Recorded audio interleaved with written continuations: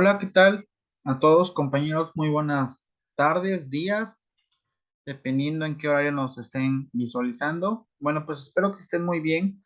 El día de hoy les vengo a hablar de un tema súper importante en el examen de residencia porque siempre nos preguntan, qué es el tema de apendicitis aguda. Entonces vamos a explicarlo, vamos a hablar de los puntos más importantes y de cosas que nos remarca la guía de práctica clínica, recordándoles que este documento, la guía de práctica clínica, ha sido la base para poder realizar esta presentación.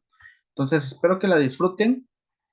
Primero que nada, vamos con definiciones y tenemos que la apendicitis aguda es una inflamación del apéndice secal o vermiforme que inicia con una obstrucción de la luz apendicular, lo cual trae consigo un incremento de la presión intraluminal con poca elasticidad de la serosa. Cosas que tenemos que recordar aquí es que la principal capa intestinal que se nos va a inflamar es la serosa. Y aquí lo que va a suceder es que va a haber una obstrucción de la luz apendicular. Y de esta la podemos dividir en niños y en adultos. En los niños, comúnmente, esta obstrucción del intestino va a ser por una hiperplasia linfoide, mientras que en los adultos va a ser por un fecalito, ¿sale?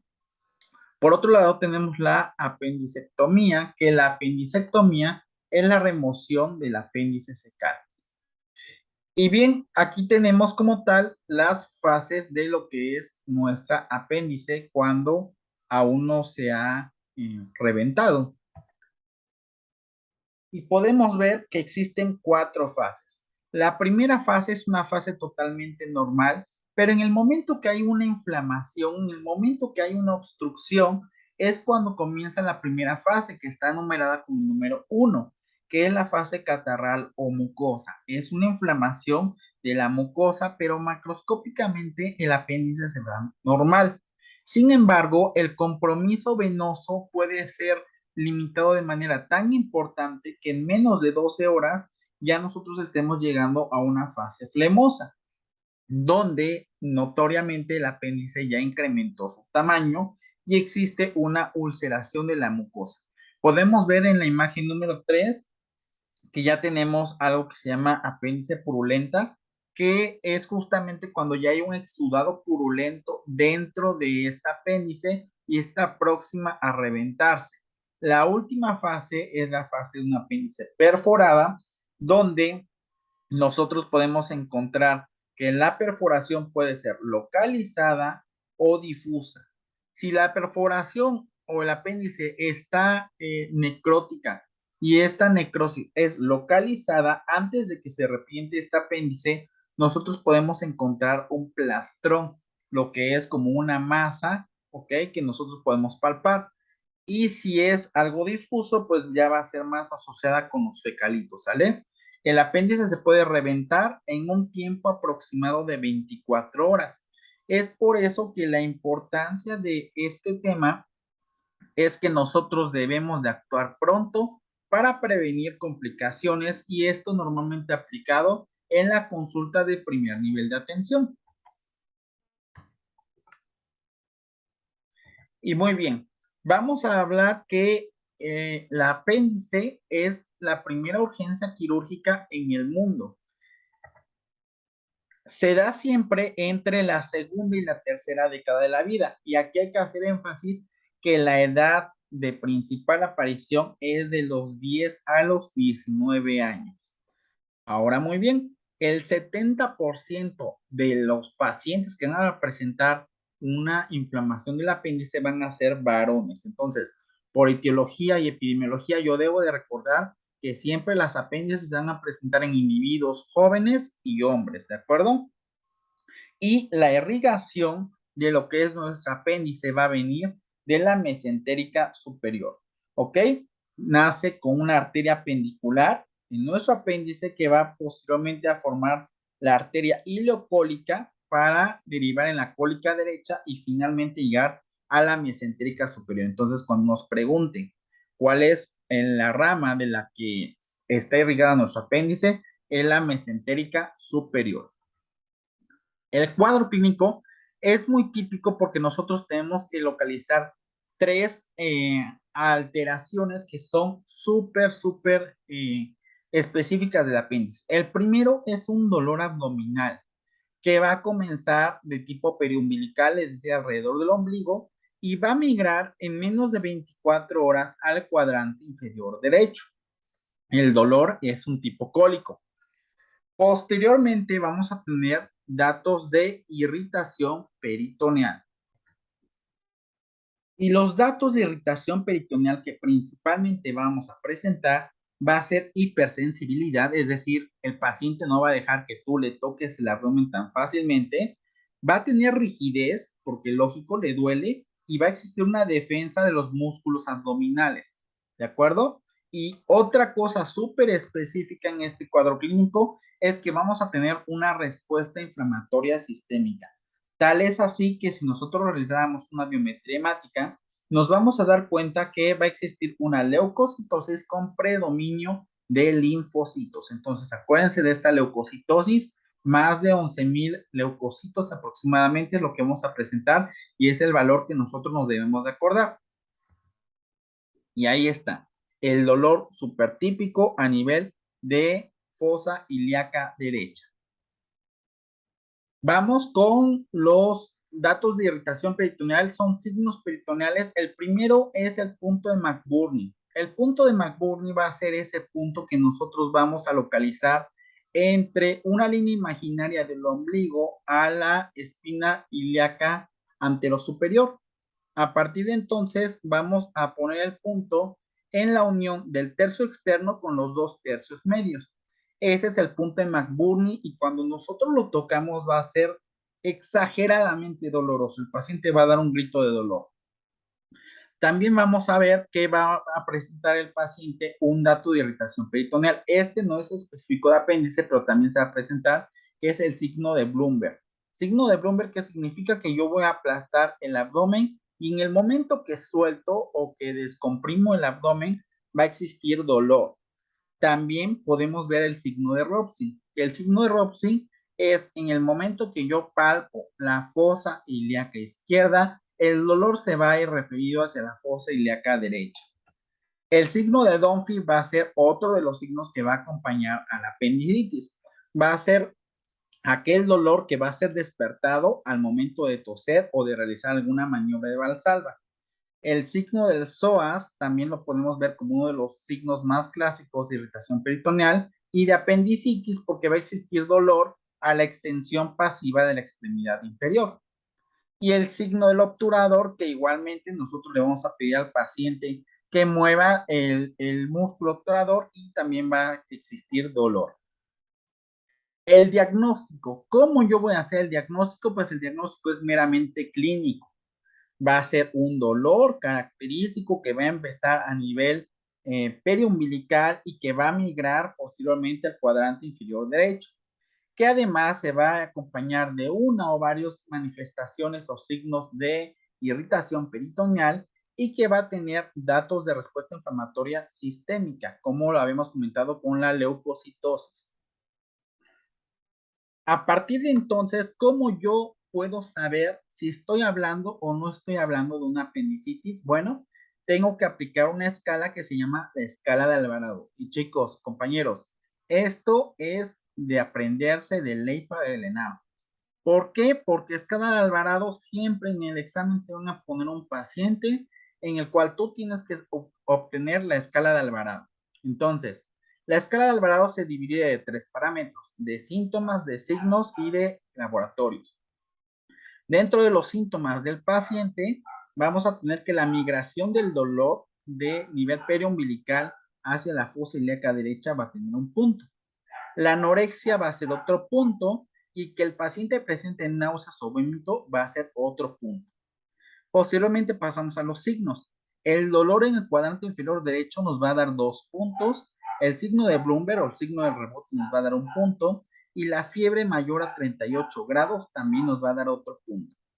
Por último, tenemos a los parámetros de laboratorio. Si tenemos una leucocitosis mayor de 10,000 leucocitos, vamos a obtener 2 puntos y si tenemos la desviación hacia la izquierda de los neutrófilos, vamos a tener un punto.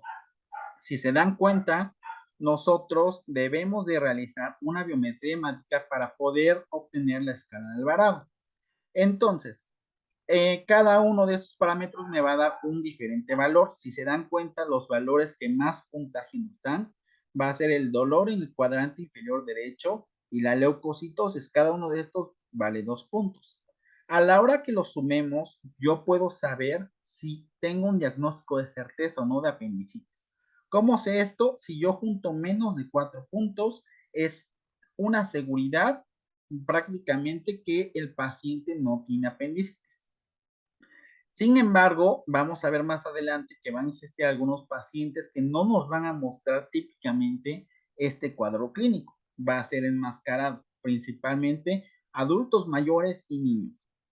Si cuento 5 de 6 puntos, puedo considerar mi posibilidad diagnóstica de apendicitis, pero a partir de 7 puntos, la sospecha es muy alta.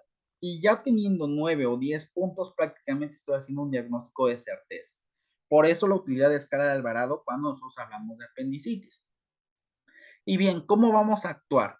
En adultos mayores es muy común que exista dolor abdominal, pero este dolor abdominal no siempre necesariamente va a ser por apendicitis. Nuestros abuelitos normalmente se van a quejar en primer lugar por enfermedades biliares o enfermedades intestinales.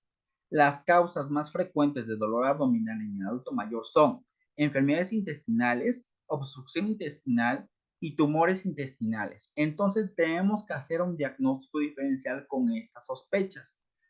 Si nosotros tenemos una clínica ambigua y ya aplicamos escala de Alvarado y no tenemos la certeza, lo que tenemos que realizar es una tomografía, que la tomografía es el gold estándar, estándar de oro, la tomografía, tanto en adultos mayores como en adultos. Y bien, ¿cuál es el tratamiento? El tratamiento definitivo pues es la cirugía. En este tipo de pacientes adultos mayores se va a preferir la cirugía abierta. Por otro lado, tenemos la embarazada, que en la embarazada se va a presentar la apendicitis con mayor frecuencia en el segundo trimestre.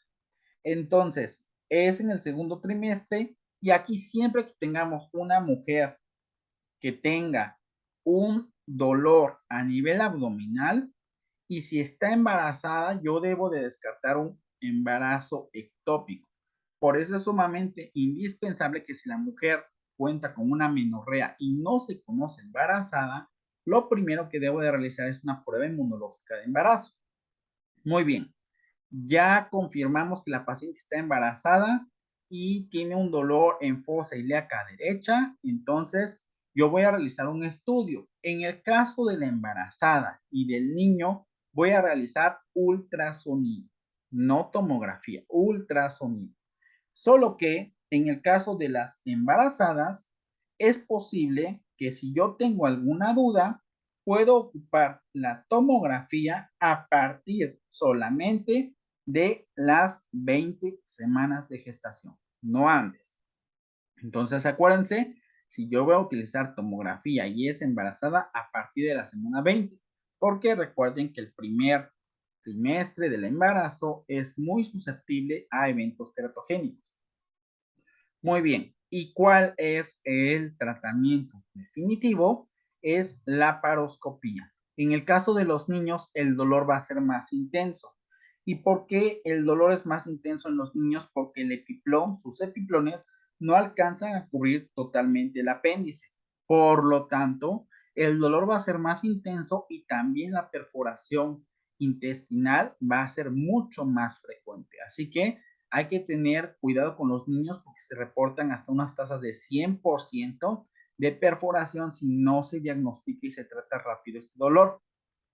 Para hacer ya que tengamos nuestra sospecha, tenemos que realizarle un ultrasonido al niño y el tratamiento en los niños para la apéndice va a ser una cirugía abierta.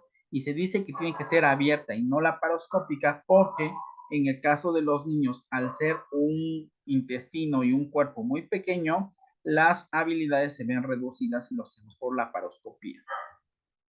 Entonces, en los pediátricos, la apendicitis puede acompañarse de diarrea, que es el principal signo que nosotros vamos a poder estar observando.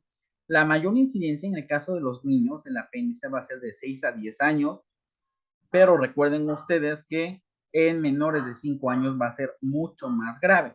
Y aquí está lo más importante que les mencionaba, que el índice de perforación va a ser cercano hasta el 100%. Entonces, un niño con diarrea que está muy irritable, que tiene dolor y que se queja mucho, es un niño que tenemos que vigilar y que tenemos que estudiar, porque si esto llegara a ser un apéndice, la tasa de perforación es alta y al mismo tiempo se incrementa la tasa de letalidad.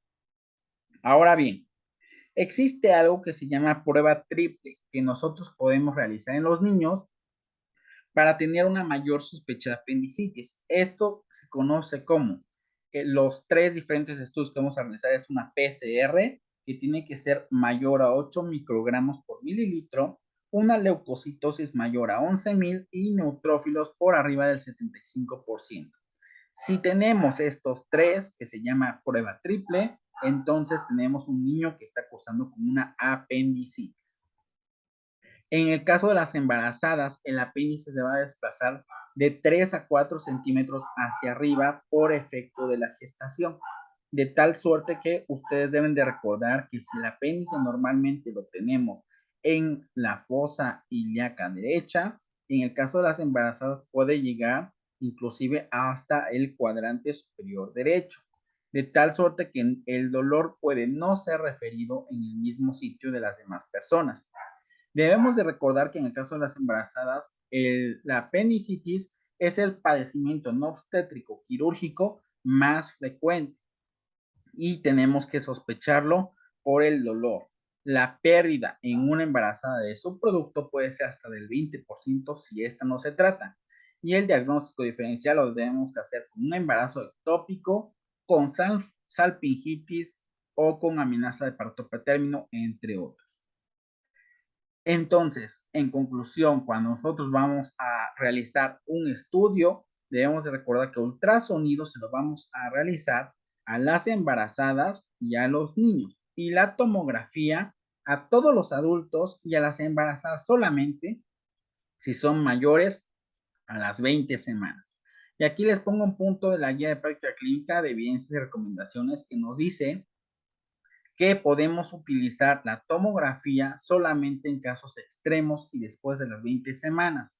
Esto porque la radiación permitida es de 5 rads y la que nosotros tendríamos al realizar una tomografía es de 300 milirads, lo cual es bajo, pero no le quita el riesgo de que pueda haber algún efecto adverso.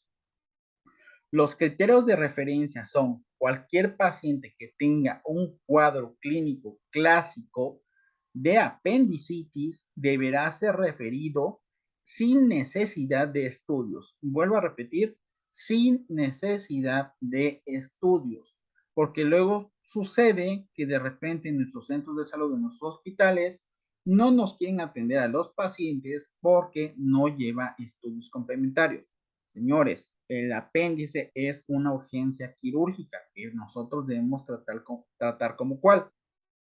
Entonces, nosotros también debemos de realizar, aquí nos dicen las recomendaciones, una prueba inmunológica de embarazo si es que la paciente cuenta con una menorrea y tiene un dolor pélvico o un dolor abdominal.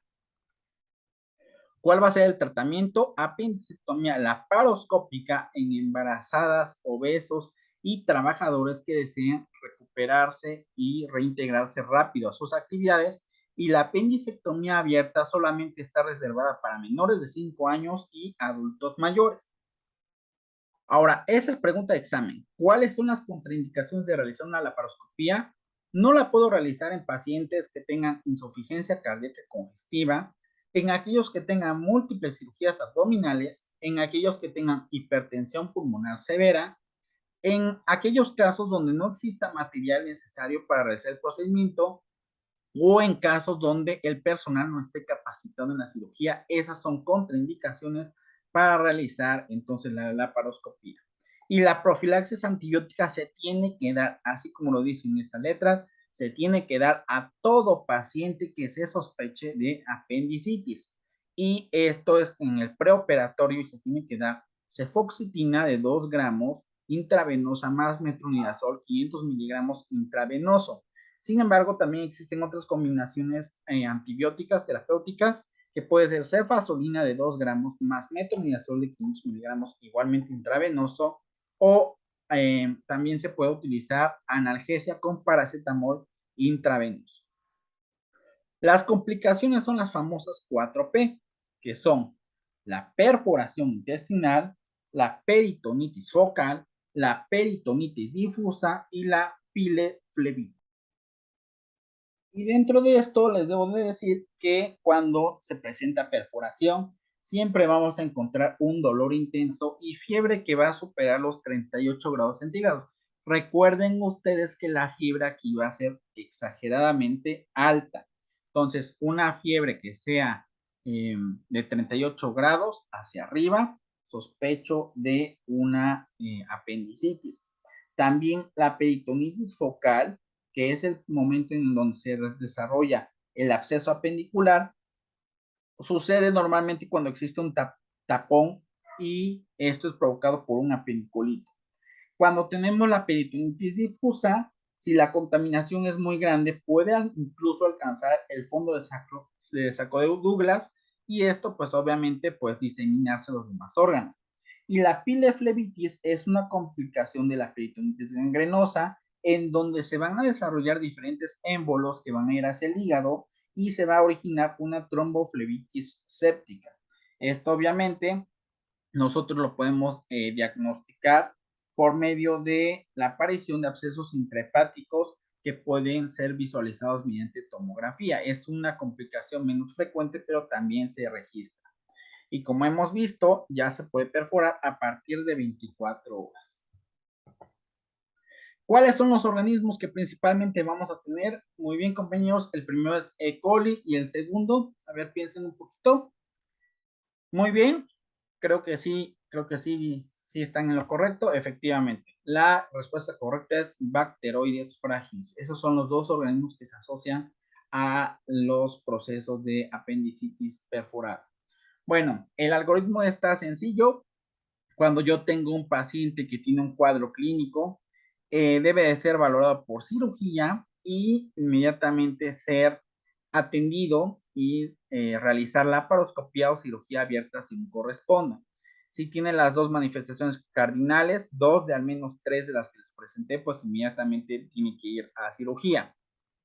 Y si no, debo de realizar el diagnóstico diferencial. El diagnóstico diferencial tengo que realizar un examen general de orina. En el caso de que sea una mujer y tenga menorrea, tengo que realizar una prueba inmunológica de embarazo y además debo de complementarlo con una radiografía. Si es que sale alguna bacteria elevada o algún cultivo elevado, en el caso del examen general de orina, pues entonces debo de iniciar tratamiento para infección de vías urinarias. En caso contrario, que yo haya realizado una prueba de embarazo y me sale positiva, entonces yo tengo que realizar una interconsulta ginecología y obstetricia para que estudien más a fondo esa mujer. Pasamos al siguiente algoritmo. Este algoritmo nada más nos dice qué hacer ante los diferentes pacientes. Si tenemos un adulto joven que tiene dos de los tres datos cardinales, es apendicectomía directa. Si es una mujer en edad reproductiva que no está embarazada, igualmente verificamos dos de los tres grupos de datos cardinales. Si sí los tiene, va para apendicectomía. Si no los tiene, pero no está embarazada, le tenemos que hacer una tomografía. Si en la tomografía se demuestra que hay una apendicitis, entonces hay que realizar apendicectomía. En el caso del abuelito, si tiene dos de los tres grupos cardinales, entonces se realiza tomografía. Y si en la tomografía vemos por medio del estudio de imagen que hay una inflamación del apéndice, entonces se confirma apendicitis y va para apendicectomía. Y en el caso de los niños, igual. Primero lo que voy a hacer en los niños va a ser ultrasonido. Acuérdense, los niños hacemos ultrasonido. Si el ultrasonido no es lo suficientemente confiable o no me reporta o no alcanzo a identificar el apéndice inflamado, está justificado realizar una tomografía, pero solo después del ultrasonido. Si la tomografía me confirma apendicitis, entonces sí, hay que hacer apendicectomía y acuérdense que en el caso de los niños es una apendicectomía abierta. Aquí están los medicamentos que se ocupan: cefotaxima, amicacina, ketorolaco para el dolor, metamizol, paracetamol para el dolor. Y de repente nada más recuerden lo más importante, checar las contraindicaciones y los efectos adversos de cada uno de los medicamentos. Bueno, vamos ahora sí con preguntas que han sido sacadas de la guía de práctica clínica. ¿Cómo se establece el diagnóstico de la apendicitis en el primer nivel de atención en urgencias pediátricas? ¿Cómo es, compañeros? Vamos a dar 5 segundos para que contesten. Muy bien, efectivamente, el diagnóstico es clínico. Exactamente, el diagnóstico es clínico. Siguiente pregunta. ¿Cuáles son las indicaciones para que un paciente sea valorado por el servicio de cirugía? Recuerden que lo dijimos hace algunas diapositivas. ¿Cuál es? Muy bien.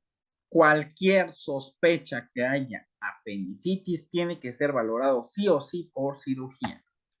¿Y cuáles son los principales diagnósticos diferenciales? A ver, recuerden, si hablamos de niños, ¿cuál sería el principal diagnóstico diferencial? Exactamente, compañeros. Unas infecciones de vías urinarias. Y en el caso, por ejemplo, del adulto, si es una embarazada, exactamente, un embarazo ectópico. Y ahora, ¿qué sucedería si el paciente fuera un adulto mayor? Muy bien, exactamente. Estamos hablando de alteraciones intestinales. Vamos con el primer caso clínico.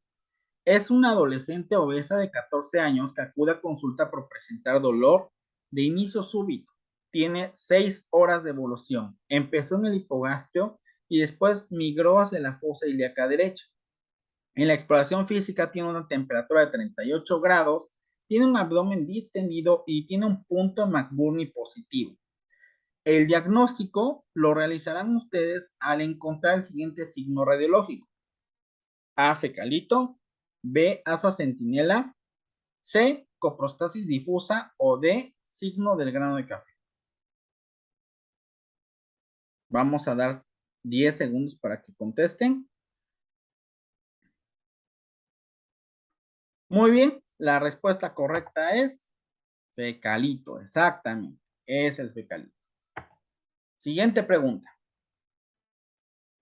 Misma paciente nos dice: si la paciente presenta una amenorrea de 8 semanas de gestación, el paso que tenemos que realizar es, vamos a dar 10 segundos para que conteste. Muy bien, la respuesta correcta es prueba de embarazo. Acuérdense que ante una paciente que esté en edad reproductiva y que tenga una amenorrea, lo primero que estamos obligados a hacer, así nos diga la paciente que nunca ha tenido relaciones, a fuercita le tengo que hacer su prueba de embarazo para descartar un embarazo ectópico. Y nos vamos con el último caso clínico. Un paciente con dolor abdominal que está en fosa ilíaca derecha, que tiene 5 días de evolución y que presenta una masa palpable compatible con un plastrón apendicular, es candidato a cirugía de intervalo. ¿Cada cuánto tiempo se tienen que realizar las cirugías de intervalo? Esta pregunta es porque yo espero que ustedes ya hayan leído un poco de apéndice. Las cirugías de intervalo son aquellas cirugías en las que yo puedo programar a mi paciente previo a haberle realizado algunos estudios. Entonces, en estas, pues no son cirugías de urgencia. Por lo tanto, la respuesta correcta es a los 3 meses del episodio. Acuérdense, siempre las cirugías de intervalo se tratan a los 3 meses del episodio. Bien, pues las referencias que utilicé para realizar esta presentación fue el manual del CTO, el manual de AMIR y el libro de medicina interna de Harrison, pero principalmente la guía de práctica clínica de apendicitis aguda con sus dos guías de evidencia, recomendaciones y referencia rápida, que es la de diagnóstico y tratamiento de apendicitis aguda.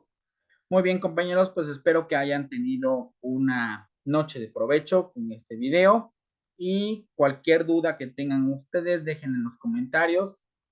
Recuerden que de forma semanal estaré subiendo un video para ustedes todos los sábados para que podamos ir incrementando nuestros conocimientos, compañeros, con rumbo al examen ENAR 2023. Muy bien, pues fue un gusto atenderlos y nos vemos la próxima semana. Tengan una excelente tarde, noche.